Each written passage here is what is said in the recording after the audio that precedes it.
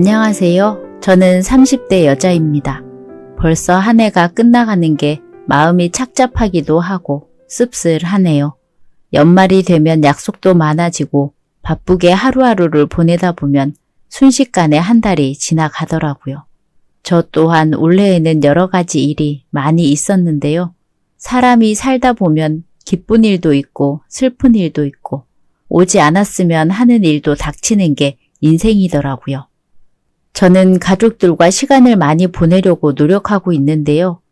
사실 제 입으로 이런 말 하기 부끄럽지만 남편과는 소문난 인고 부부로 각자의 부모님도 잘 챙기며 지내고 있어요. 특히나 남편이 엄마와 한 달에 한 번 둘이서만 데이트할 정도로 사이가 돈독하거든요. 밖에 셋이 돌아다니면 남편과 엄마를 본 사람들은 전생에 두 사람이 부부가 아니냐는 말을 많이 할 정도였어요. 다들 저보고 결혼 잘했다고 할 만큼 남편은 저도 엄마도 아빠까지 잘 챙겨주었습니다. 그만큼 저도 실에게 노력하고 있죠. 무엇보다 남편은 엄마의 소녀 같은 모습을 참 좋아했어요. 사실 엄마는 워낙 덤벙대는 성격이라서 우리는 엄마의 그런 모습이 익숙했는데요. 남편에게는 신기하고 재미있었나 봐요. 장모님, 선글라스 챙기셨어요? 어머나, 계속 휴대폰만 생각하느라 선글라스를 깜빡 잊었어. 일을 어쩌면 좋아? 오늘 해가 강해서 나가면 눈부실 것 같은데. 그럴 줄 알고 제가 챙겨왔어요. 양산도 가지고 나왔으니까 혹시나 햇볕이 너무 뜨거우면 얘기하세요. 나 정말 우리 감서방 없었을 때는 어떻게 살았나 기억도 안 나. 우리 딸이랑 바꾸면 안 돼? 딸보다 아들 하나가 훨씬 낫네. 엄마, 나 다 들려? 그리고 아까 나오기 전에 내가 선글라스 챙기라고 분명 얘기했었잖아. 엄마가 내 말 안 듣고 안 챙겼으면서. 아이고, 말만 하면 엄마가 다 챙겨? 감서방처럼 챙겨서 나와줘야지. 엄마 자주 깜빡하는 거 알면서 입으로만 저런다니까. 허허, 장모님. 걱정하지 마세요. 앞으로는 제가 다 챙겨드릴게요. 이러니까 사위 사랑은 장모라고 남편보다도 훨씬 낫네, 나. 물론 질투 날 때도 가끔은 있었지만 질투보다는 남편 덕분에 자주 웃는 엄마를 보면 행복하기만 했어요. 그런 남편에게 고맙기도 했고요. 아빠도 같은 마음이었을 겁니다. 아빠가 경상도 남자라 무뚝뚝해서 남편처럼 엄마에게 살갑게 하는 건 못했는데 사위가 해주니까 얼마나 고맙고 미안하고 그랬겠어요. 하지만 엄마는 갑자기 어느 순간부터 물건만 잊어버리는 게 아니라 밥을 먹었는지 어디로 가고 있었는지 샤워했는지도 잊어버릴 때가 종종 있었습니다. 그 횟수가 늘어가도 아빠와 저는 대수롭지 않게 생각했는데요. 남편만이 그런 엄마를 더 가까이서 챙겨주고는 했어요. 그러니까 엄마는 사위에게 더 많이 의지하고 최고라는 말을 달고 살았죠. 이렇게 웃음꽃만 피는 날만 가득했다면 얼마나 좋았을까요? 모든 인생에는 굴곡이 있다는 말이 있더군요. 저 또한 그랬죠. 커다란 행복 끝에는 엄청난 불행이 기다리고 있었거든요. 당신 요즘 왜 이렇게 바빠? 주말까지 회사에 꼬박꼬박 나가고. 그러게 갑자기 일이 많아졌네. 그래도 중요한 일이고 무조건 내가 해야 하는 일이라서 그래. 당신이 이해 좀 해줘. 이해는 하는데 회사에 당신만 직원도 아니고 너무하다 싶잖아. 평일에도 야근하고 주말에 또 출근하고. 처음에는 당신 힘들까봐 걱정했는데 지금은 조금 서운해지려고 해. 미안해. 때가 되면 돌아올 거야. 이때는 남편이 정말로 회사 때문에 바빠서 그런 줄로만 믿었어요. 가정에 소홀해도 참고 참다가 최대한 좋게 이야기하고 풀려고 했죠. 근데 남편은 제가 대화 좀 하려 하면 피곤해하면서 자리를 피하려고 했고 그게 아니라면 미안하다는 말밖에 하지 않았어요. 그런데 여자라면 다들 이상한 느낌이 올 때가 있잖아요. 이렇게까지 변한 남편이 수상해서 인터넷에 검색해봤는데 최근 남편의 행동이 외도하는 사람의 특징이라는 말이 엄청나게 많이 있더라고요. 그 특징을 수도 없이 찾아보았는데 볼수록 지금 남편과 똑같았습니다. 의심은 점차 확신으로 변해갔고 심증이 아닌 물증을 잡기로 했어요. 하지만 막상 남편에게 다른 여자가 진짜 있어서 제 눈으로 마주한다면 그 상황을 견딜 수 있을지 두렵기도 했죠. 이런저런 생각에 휩싸이다 보니 스트레스가 한꺼번에 몰려오더군요. 그러자 사람이 옷깃만 스쳐도 예민하게 반응하고 있는 겁니다.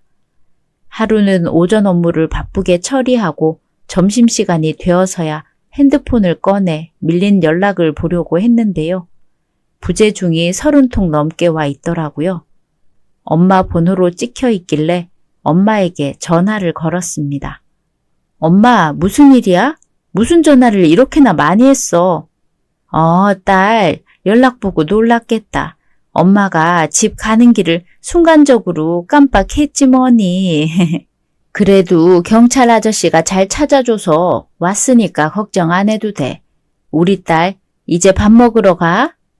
별일도 아닌 일로 전화를 이렇게나 많이 한 엄마에게 감정이 욱했어요.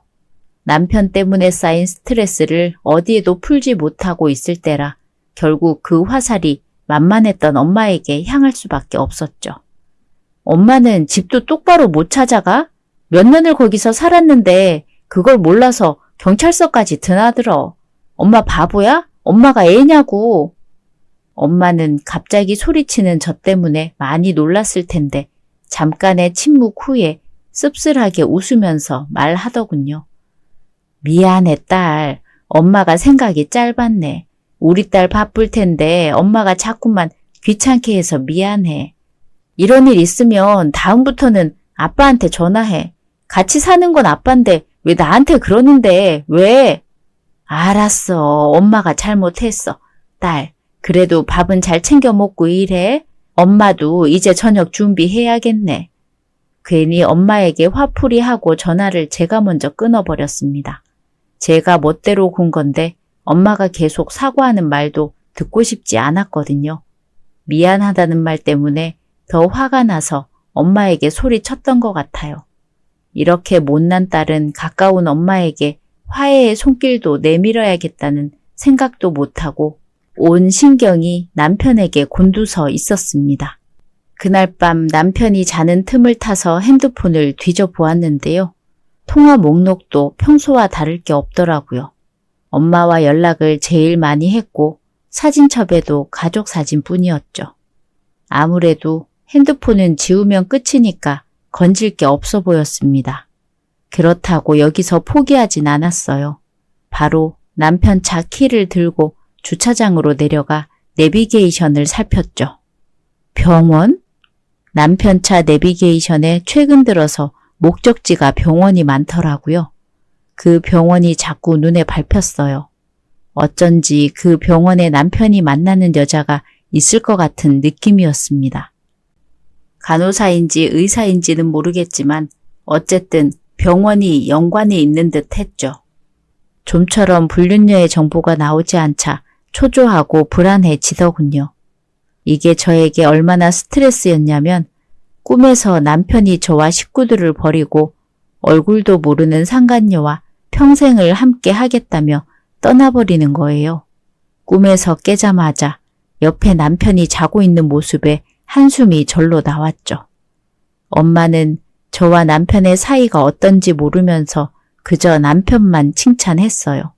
당연히 엄마는 평소처럼 말한 건데 제 심경의 변화 때문에 남편 칭찬이 저에게는 가시처럼 박혀왔습니다.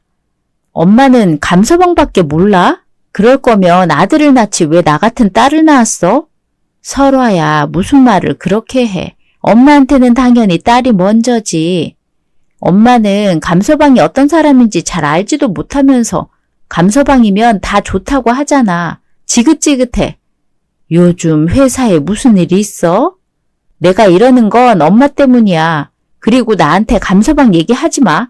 듣기도 싫으니까. 그래, 알겠어.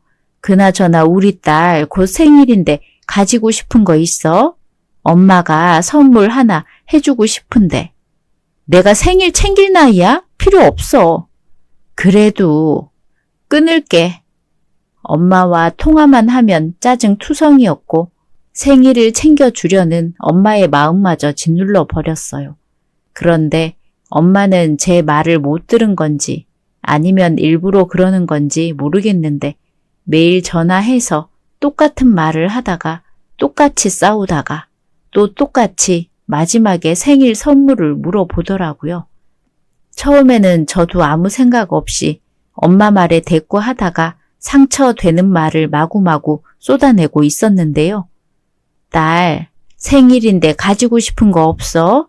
곧 생일인데 엄마가 우리 딸한테 선물 하나 해주고 싶어서 그래. 내가 애야? 엄마 본인이나 챙겨. 뭐 하나 제대로 하는 것도 없으면서. 엄마는 제가 이럴 때면 대답도 없이 듣기만 하다가 전화를 끊었어요. 그러다가 회사에서 일도 잘 안 되고 극한의 스트레스가 치솟은 날이 있었는데 이날도 어김없이 엄마에게 전화가 왔죠. 그리고 터진 겁니다. 딸, 근데 곧 생일이잖아. 혹시 가지고 싶은 선물 있어? 엄마, 진짜 왜 그래? 대체 몇 번을 묻는 거야? 내가 없다고 했잖아. 엄마까지 왜 나를 힘들게 하는데 이럴 거면 다시는 나한테 연락하지 마. 나 그냥 엄마 딸 안 할 테니까 그만하라고. 제발. 엄마는 그 후로 저에게 다시는 전화를 걸지 않았어요. 그렇다고 제가 먼저 엄마에게 전화하지도 않았죠. 남편은 엄마와 통화를 자주 하니까 저와 엄마의 사이가 틀어진 걸 눈치챘나 보더라고요. 장모님이랑 싸웠어? 왜? 엄마가 내 욕해? 장모님, 당신 걱정 많이 해. 그러니까 당신이 먼저 장모님께 손 내밀고 풀어드려. 딸이잖아. 내가 엄마랑 왜 그렇게 싸웠는데? 당신은 끝까지 말 안 하지? 그래, 어디 영원히 숨겨봐. 부부 사이에 영원한 비밀이 있는지 이참에 확인해 보자고. 무슨 말이야? 그리고 당신, 엄마랑 그만 전화해. 자꾸 당신이 다 받아주니까 엄마가 늙어서도 애처럼 구는 거잖아. 당신 무슨 말을 그렇게 해? 장모님 그런 사람 아닌 거 알잖아. 장모님은 어떻게든 노력하려는데 당신이 삐뚤어지게 보는 거잖아. 대체 뭐가 불만이라서 그러는 건데? 엄마가 뭘 노력하는데? 매번 사람 귀찮게만 하는데. 당신도 똑같아. 아주 둘이 천생연분이라서 좋겠어. 남편은 신경질만 내는 저를 보고는 한숨을 푹 쉬고 입을 닫았습니다. 저 또한 남편과 더 길게 대화하고 싶지 않았어요. 얼굴도 보기 싫었죠. 그렇게 시간은 흘러 연말이 다가왔고 남편은 어김없이 주말에 외출한다고 저에게 통보하고는 밖을 나갔습니다. 도저히 이렇게는 못 살겠다고 생각해 남편을 곧장 따라 나섰어요. 이번에야말로 남편의 외도 증거를 확실하게 잡고 싶은 마음이었거든요. 이렇게까지 결심하게 된 이유는 바로 남편의 대답 때문이었어요. 우리 크리스마스 때 여행 갈까? 요즘 바빠서 서로 잘 못 챙겼잖아. 가까운 데로 바람 쐬러 가자. 아, 어쩌지? 그날은 안 되겠는데? 왜? 중요한 약속이 있거든. 아직 확실히 결정난 약속은 아니긴 한데 그래도 섣불리 다른 약속은 못 잡을 것 같아. 미안해. 여행은 다음에 가자. 이게 무슨 의미겠어요? 크리스마스, 이 특별한 날에 중요한 약속이라면 당연히 상간녀와의 약속이겠죠. 그 약속이 뭐냐고 구체적으로 물으면 남편은 얼버무리면서 넘기려고 하더라고요. 결국 저는 남편에게 해서는 안 될 말을 던졌습니다. 당신 혹시 여자 생겼어? 뭐? 내가 여자가 어디 있어. 당신이 생각하는 그런 거 아니야. 그러면 요즘 대체 뭐 하는데? 뭐 하길래 집에만 오면 정신 빠진 사람처럼 있는 거냐고. 당신 요즘 진짜 이상한 거 알아? 나중에 알려줄게. 나중에. 대체 그 나중은 언젠데? 이러니까 미치겠다고. 미안해. 진짜 나중에 말해줄게. 내가 말할 수 없는 문제야. 나갔다 올게. 마음 추스르고 있어. 남편은 끝까지 저에게 거짓말했고 그런 남편에게 실망과 서운함 그리고 불안감이 파도처럼 밀려왔어요. 그래서 주말에 남편이 나갈 때 바로 쫓아나간 겁니다. 남편의 외도를 직접 마주하고 이혼할 결심까지 했죠. 남편은 그동안 자주 드나들었던 그 병원 앞에 차를 세우더군요. 그러고는 한 여자가 남편 차에 자연스럽게 올라타는 겁니다. 조금 멀리서 본다고 여자의 얼굴을 자세히 보지는 못했는데 분위기가 젊은 느낌은 아닌 듯 보였어요. 설마 남편의 상간녀가 나이가 있는 여자인 건지 심장이 철렁하더라고요. 혹여나 남편에게 이상한 취향이 있는 걸까 하는 생각까지 들었죠. 그렇게 남편 차를 쫓아가다 보니까 도착한 곳은 백화점이었습니다. 주차장에 차를 주차하고 남편이 먼저 차에서 내리더니 조수석 문까지 열어주는 배려를 보이더라고요. 저랑 엄마에게만 했던 행동이었는데 상간녀에게도 하는 모습을 보면서 화도 나고 슬프기도 했어요. 심지어 차에서 내린 두 사람은 사이좋게 손까지 잡는 겁니다. 백화점에 들어가는 뒷모습만 하염없이 바라보다가 시야에서 사라졌을 때 눈물이 왈칵 터졌어요. 백화점까지 따라갈 순 없었습니다. 도무지 그럴 자신감은 없었거든요. 차 안에서 목청 놓아 울고 있는데 시간이 그렇게나 흘렀는지 두 사람이 차로 오는 게 보였어요. 그런데 남편이 차에 올라타기 전에 그 여자의 목도리를 다정하게 고쳐매주면서 얼굴을 코앞까지 들이밀고 환하게 웃어주기까지 하는 겁니다. 덜덜 떨리는 손으로 증거를 남겨야겠다는 생각에 핸드폰으로 영상을 촬영했어요. 제가 보는 시야에서 여자가 뒤로 돌고 있어 얼굴은 보이지 않았습니다. 그래도 외도 증거로는 충분하니까 촬영을 끝내고 차에서 내렸어요. 남편에게로 돌진하자 남편이 저를 보았는지 눈이 동그랗게 커지더군요. 설화야! 대답보다 손이 먼저 나갔고 눈물이 그렁그렁한 채 남편 뺨을 때렸죠. 네가 어떻게 나한테 이럴 수 있어? 여자 생긴 거 아니라고 했잖아. 거짓말까지 하고 딴 여자 만나니까 재밌었어? 즐거웠어? 짜릿했니? 오해야. 당신이 생각하는 그런 거 절대 아니라고 했잖아. 오해? 내가 이렇게 전부 다 봤는데 오해라고?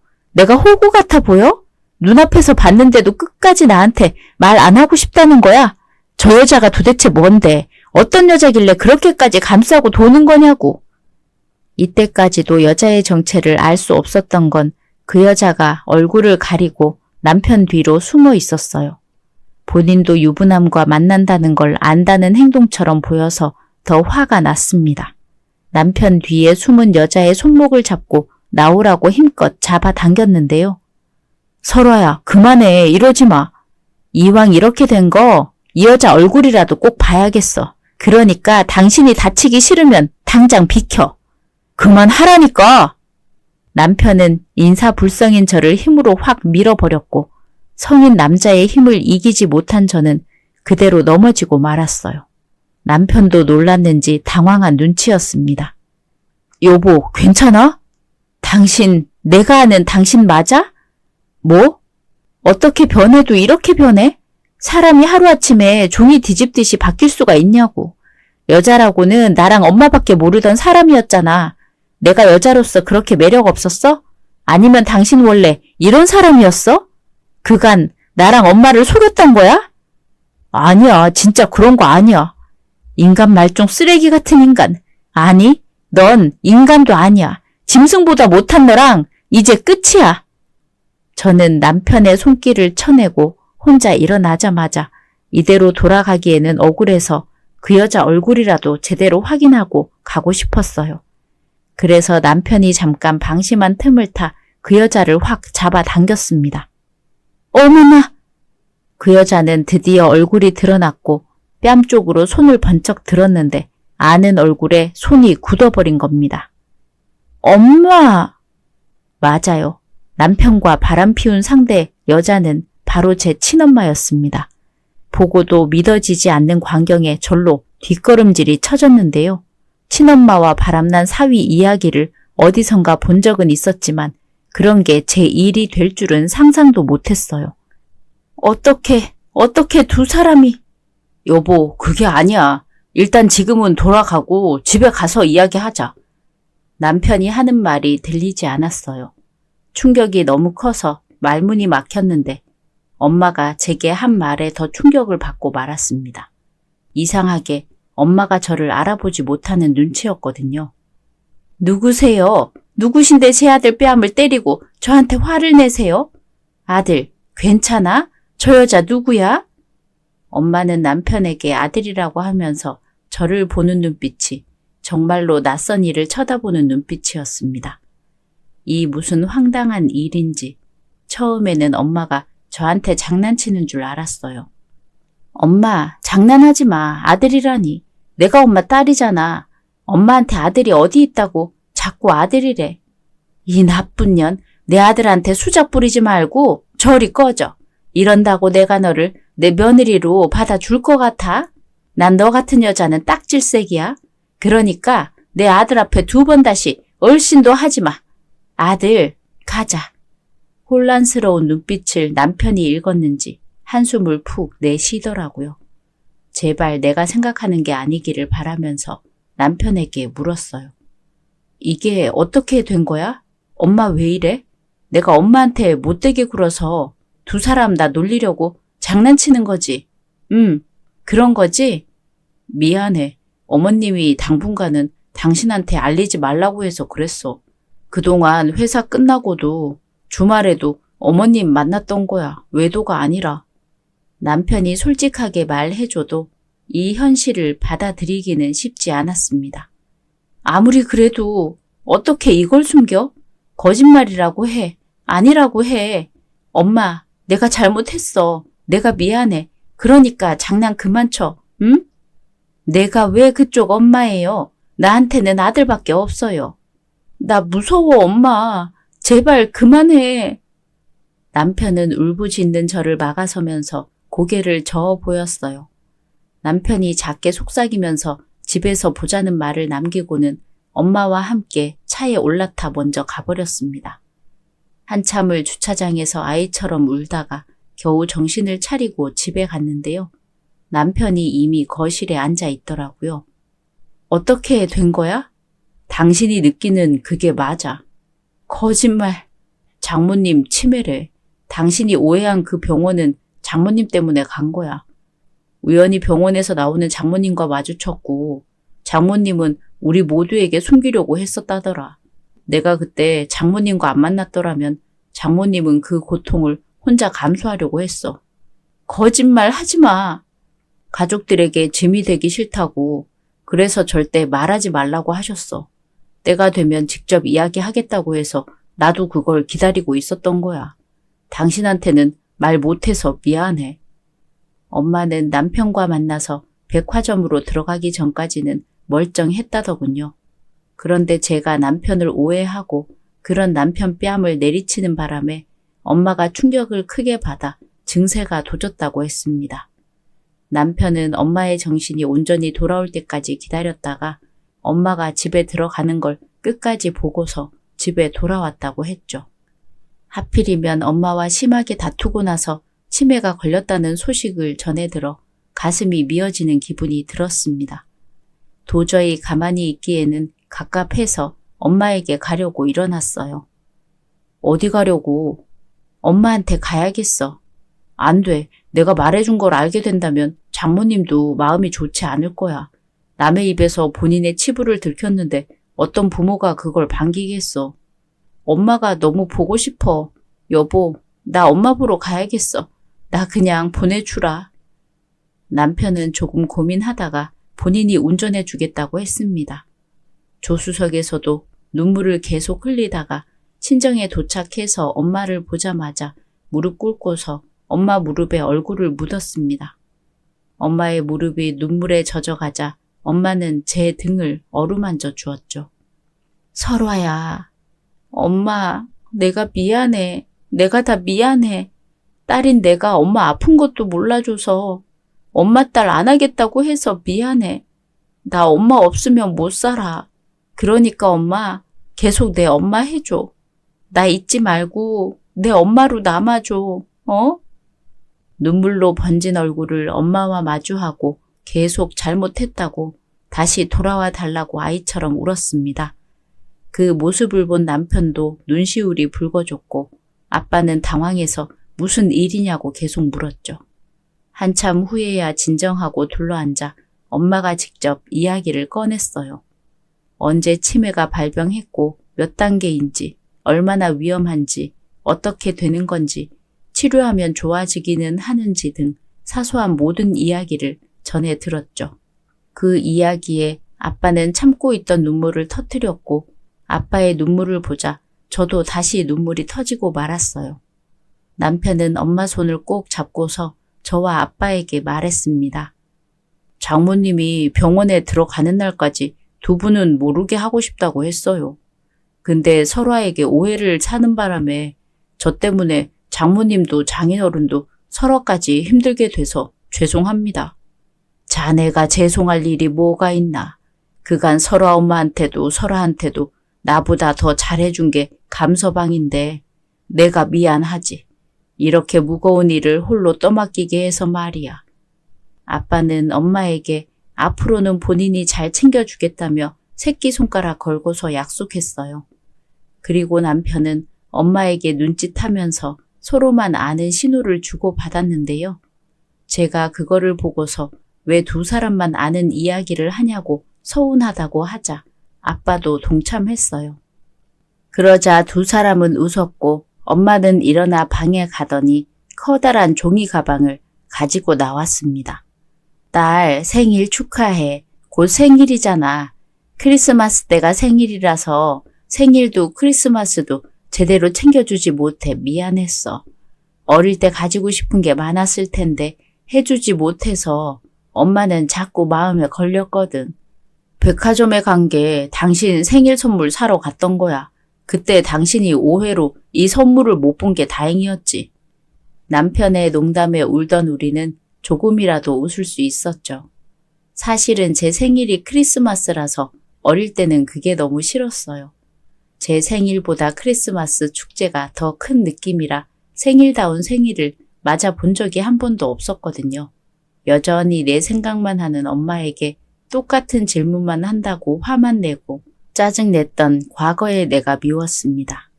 엄마에게 한 번이라도 무슨 일이냐고 왜 그러냐고 물었다면 달랐을까요? 죄책감에 미안해서 선물을 받고는 눈물이 멈추지 않았어요. 엄마의 치매 증상을 알아차리기에 충분한 시간과 상황이 있었음에도 알아주지 못했잖아요.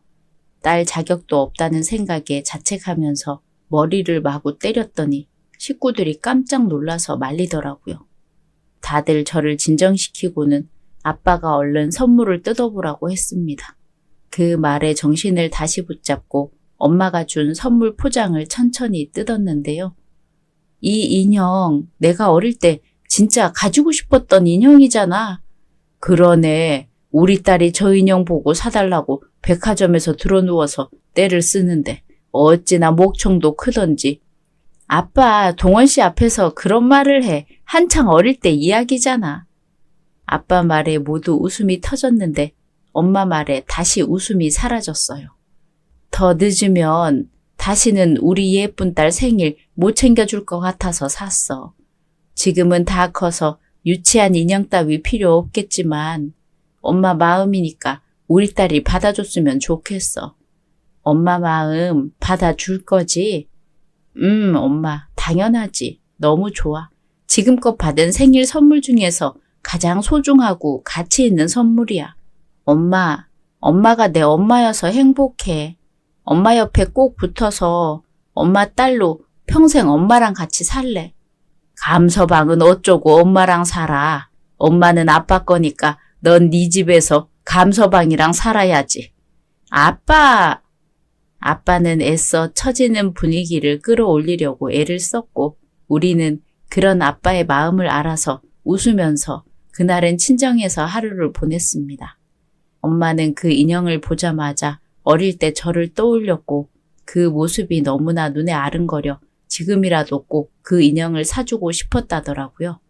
그날 밤 남편과 아빠는 먼저 잠이 들었고 저는 엄마와 늦은 시간까지 거실에 남아 있었는데요. 또 갑자기 감정이 올라와서 눈이 시큰거리더라고요.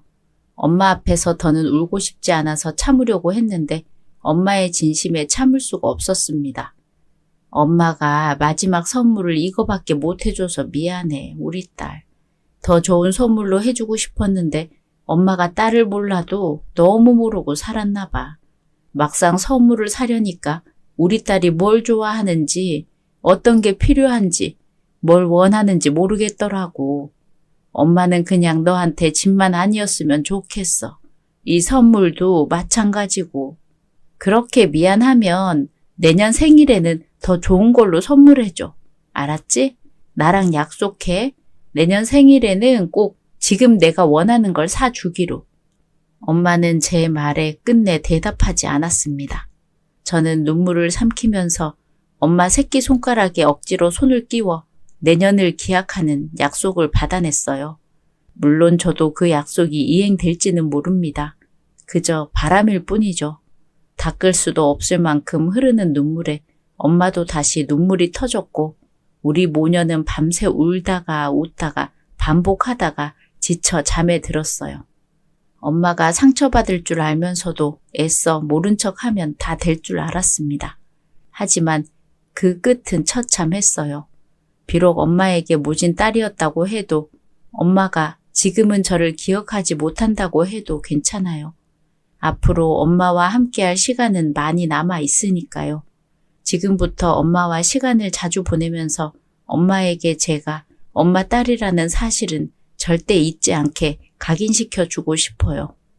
남편에게 얘기하자 남편이 기뻐하며 도와주겠다고 했고 아빠도 나름대로 최선을 다해 엄마의 기억 속에 오래오래 머물기로 다짐했습니다. 다들 엄마만 보면 울컥했지만 엄마 앞에서는 절대 다시는 눈물을 보이지 않기로 했어요. 엄마가 우리를 떠올릴 때면 즐겁고 기쁘고 행복한 추억만 가득했으면 좋겠으니까요. 더도 말고 덜도 바라지 않습니다. 부디 올해까지만이라도 엄마의 병세가 오지 않아 우리끼리 예쁘고 아름다운 추억과 기억을 많이 가지고 갈 수 있었으면 좋겠습니다.